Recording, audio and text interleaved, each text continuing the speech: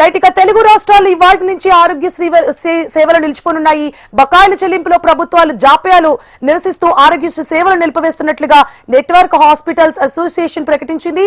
ఇదే అంశానికి సంబంధించి మరిన్ని అప్డేట్స్ ని మా ప్రతినిధి ఆర్కే అందిస్తారు. ఆర్కే, కార్పొరేట్ వైద్యం అందించాలనే ఉద్దేశంతో గత ముఖ్యమంత్రి కాంగ్రెస్ ప్రభుత్వం ఆరోగ్యశ్రీ సేవలను అందుబాటులోకి తెచ్చింది. అందులో అప్పటి నుంచిగా ఆరోగ్యశ్రీ సేవలు అందుబాటులో ఇస్తున్నాయి. ఇప్పుడైతే ప్రస్తుతము మరోసారి కాంగ్రెస్ గవర్నమెంట్ వచ్చిన తర్వాత కూడా ఆరోగ్యశ్రీ సేవలపై దృష్టి కేంద్రీకరించింది. ఎందుకంటే గతంలో కంటే ఇప్పుడు మరింత మెరుగ్గా వైద్య సేవలు అందించాలన్న ఉద్దేశంతో ఎంపావర్మెంట్ ఏదైతే ఉందో హాస్పిటల్ సంఖ్యను కూడా పెంచింది.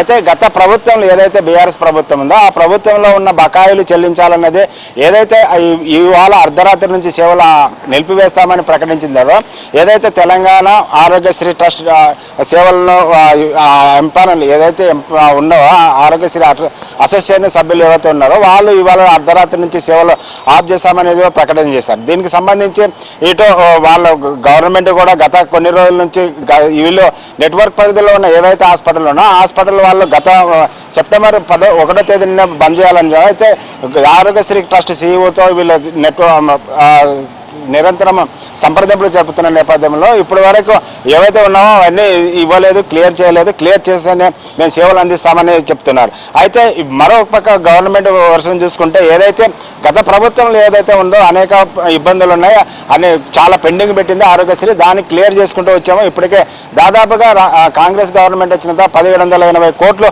బకాయిలు చెల్లించాము. అదేవిధంగా గత వారంలో కూడా 100 కోట్లు ఆరోగ్యశ్రీకి ట్రస్ట్కు దానికి రిలీజ్ చేసాము నెట్వర్క్. అయితే గతంలో ఏదైతే ఉందో ఆరోగ్యశ్రీకి 5 లక్షలు ఉండేది, దాన్ని కాంగ్రెస్ గవర్నమెంట్ వచ్చిన తర్వాత కూడా 10 లక్షలకు చేసినాము.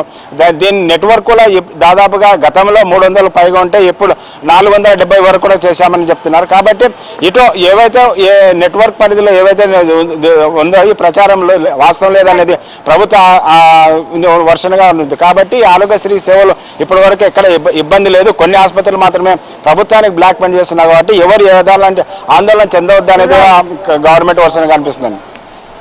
Right, thank you for the updates RK.